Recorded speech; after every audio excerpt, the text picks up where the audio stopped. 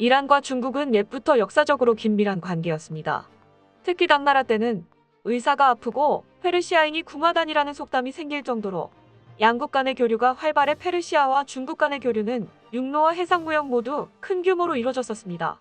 현대 이란은 중국과 긴밀한 관계로 이란 혁명 당시 호메이니가 위구르인들의 봉기를 부추기면서 잠시 사이가 악화되었지만 다시 호메이니와 관계가 급진전하여 오늘날 기준으로 중국은 현재 외교적으로 고립된 이란의 주요 맹방입니다. 이란은 2015년 체결된 이란 핵 합의를 3년 전 도널드 트럼프 행정부 시절 일방적으로 파기한 뒤 미국과 사이가 좋지 못한 상태인데요. 자국의 이익을 위해 핵 관련 개발을 하겠다는 이란에게 미국 측은 금융제재 등 모든 수단을 동원하여 이란을 국제사회에서 고립시키겠다면서 대척점에 서게 된 것이죠. 바이든 출범 직후 이란이 단계별로 핵 합의를 이행하면 미국도 그에 맞춰 순차적으로 제재를 해제하겠다며 재협상을 제의했지만 이란 쪽이 거부하면서 극명한 입장 차이로 더욱 많은 갈등을 빚는 중입니다. 또한 지난 3월 중국이 향후 25년 동안 안정적인 원유 공급을 대가로 이란에 4천억 달러를 투자하는 내용을 기초로 하는 경제안보 협력 협정이 체결하면서 미국과 유럽 등의 포위 공세에 맞서 중국 측에 서면서 더더욱 미국과 반대 노선으로 돌아서게 되었습니다. 앞서 양국은 2016년 1월 시진핑 중국 국가주석의 방문 당시 포괄적 전략 동반자 관계에 관한 공동성명을 발표하고 미국과의 갈등이 생긴 것인데요. 이에 미국이 이란 제재를 시작하자 중국 측이 이란의 원유 생산지와 가스전까지 인수해 중국의 영향력이 커지기 시작했습니다. 하지만 굳건한 중국 편일 줄 알았던 이란이 최근 들어 급격한 태도 변화를 보이고 있습니다. 최근 서방 국가들의 요구사항에 적극 협조하며 6월 10일부터 미국을 중심으로 한 핵 합의에 나설 것으로 보입니다. 전문가들은 이번 회담을 굉장히 긍정적으로 보고 있는데 만약 합의가 성사되면 지난 3월 이란이 중국과 체결한 30년 협력 계약이 파기될 것이라 전망하고 있습니다. 이란이 이렇게 갑자기 중국과 다른 길을 걷게 된 것에는 한국이 이란에 미치는 영향이 컸다고 보고 있습니다. 이란 내부적으로도 지난 3월 중국과 합의한 내용은 이란이 어렵던 시절 울며 겨자 먹기로 합의한 것이라며 이란에게 상당히 불리한 내용이 많고 중국에게만 유리한 합의라는 여론이 형성되고 있습니다. 또한 이란은 벌써부터 미국과 합의할 생각으로 그동안 제재로 묶여있던 한국의 무역 대금을 활용하여 한국산 전자제품, 자동차, 건설 장비와 같은 공산품을 구매하겠다고 발표한 상황입니다. 국가 간의 협상을 없던 일로 하는 것은 많은 부담이 되지만 얼마 전 호주가 중국과의 1대1로 100년 계약을 전면 파기한 일이 있어 이란 내부적으로도 합의를 파기하자는 여론이 힘을 얻고 있다는 것인데요. 이란의 생각으론 중국과의 협정으로 자동차 전자제품을 무관세나 다름없는 저렴한 가격으로 수입하며 중국은 이란산 석유와 천연가스 등 원자재를 저렴한 가격에 수입하는 협정이었습니다. 하지만 이란이 국제사회로부터 제재를 받고 있기에 자동차 전자제품과 같은 공산품 수입이 어려워져 어쩔 수 없이 맺은 것인데요. 비교할 수 없을 만큼 훌륭한 한국의 상품을 두고 싼 가격이라지만 질이 많이 떨어지는 중국의 공산품을 수입하는 것과 이란 측의 질 좋은 석유와 같은 천연자원을 저렴하게 판매하는 것은 결국 중국의 산업계에나 이익이라는 것이죠. 이 때문에 이란은 중국과의 협상을 파기하기도 전에 미국과 유럽을 비롯한 서방 세계의 관계 정상화를 위해 지속적인 대화 요구를 하며 발빠른 행보를 보이고 있습니다. 6월 3일 이란은 미국이 주도하는 핵합의 협상에 적극적으로 응하겠다며 의견을 타진하고 6월 10일부터 논의를 재개할 것이라고 발표했습니다. 바로 한 달 전엔 국제원자력기구 IAEA 측의 핵사찰을 한 달가량 연장해 국제사회의 투명한 조사를 받겠다는 뜻을 밝히고 과거 행보와는 다르게 적극적인 태도를 보이고 있는데요. IAEA에 의하면 이란이 국제사회의 요구사항을 잘 수용하고 적극적인 의지가 있으며 빠른 시일 내에 긍정적인 결과를 전달하길 원한다는 발표에 바이든도 이란과의 관계 정상화에 적극적으로 반기는 모습을 보이고 있습니다.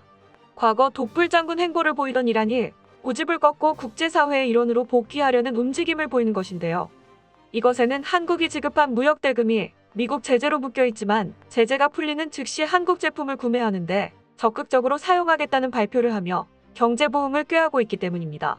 이란 상공회의소 회장 타라이는 자국 언론사와의 인터뷰에서 협상이 긍정적으로 흘러가길 바라고 앞으로 수개월 내로 한국과 무역에 재개될 것이며 최우선적으로 한국의 전자제품 건설, 중장비 자동차 등의 공산품을 수입할 예정이라며 해당 제품을 수입하기 위해 기존에 묶여있던 8조 원가량의 동결 자금을 활용하겠다고 말했는데요.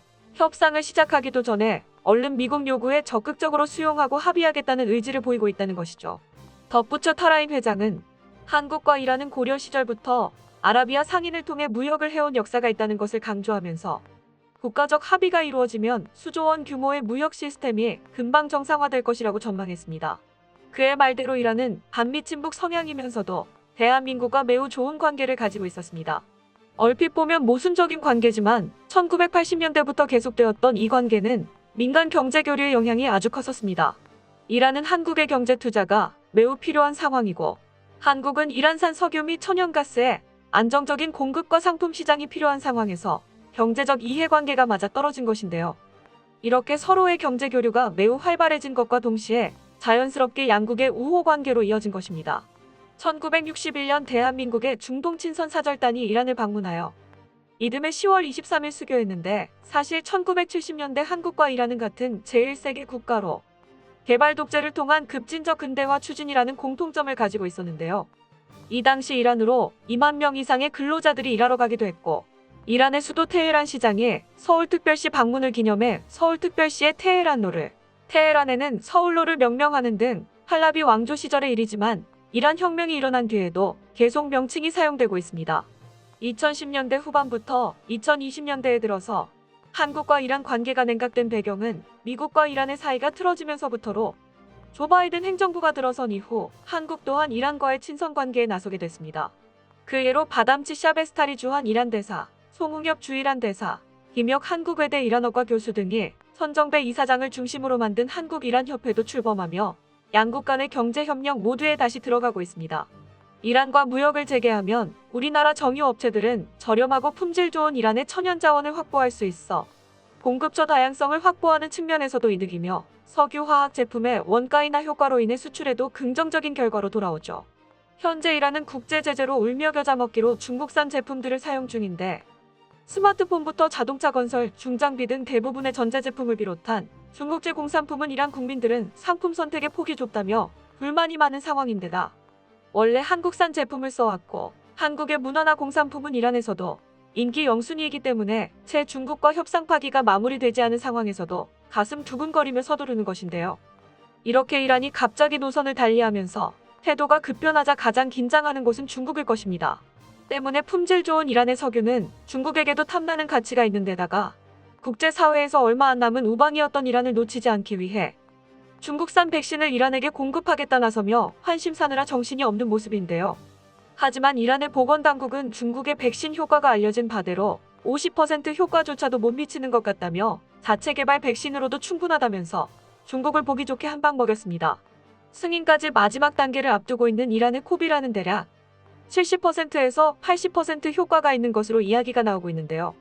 이란의 보건당국은 자체 개발 백신이 기대 이상으로 효과적이며 7월 말부터 대량 생산에 돌입해 내년 초까지 이란의 전 인구가 접종할 수 있는 만큼 생산할 수 있다고 장담했습니다. 이는 외교적으로 중국과 어떤 방식으로든 엮이지 않으려는 것으로 해석할 수 있습니다. 갑작스런 이란의 변심에 중국은 몹시 당황하는 눈치입니다. 왜냐하면 현재 중국은 원자재 공급에 큰 차질을 빚고 있기 때문입니다. 최근 미국과 유럽 등 서방 국가와 정치 경제적으로 많은 갈등을 빚은 중국은 자국 내 원자재 공급의 70%를 담당하던 호주와도 앞날을 보장할 수 없는 상황에 이르렀는데요. 중국은 자원의 부족함이 없고 굳이 무역을 하지 않아도 자급자족할 수 있다고 주장하고 있지만 현실은 전혀 그렇지 않으며 다른 국가들로부터 상당히 많은 부분을 의존하고 있는 나라입니다. 호주에 이어서 이란마저 1대1로를 파기하면 중국의 경제 영토 확장 정책에 큰 걸림돌이 될 것으로 예상됩니다. 하지만 이러한 결과는 중국 스스로가 자초한 일인데요. 오로지 자국의 이익만 신경 쓴 탓에 1대1로 협력국들을 파탄에 빠뜨렸기 때문입니다.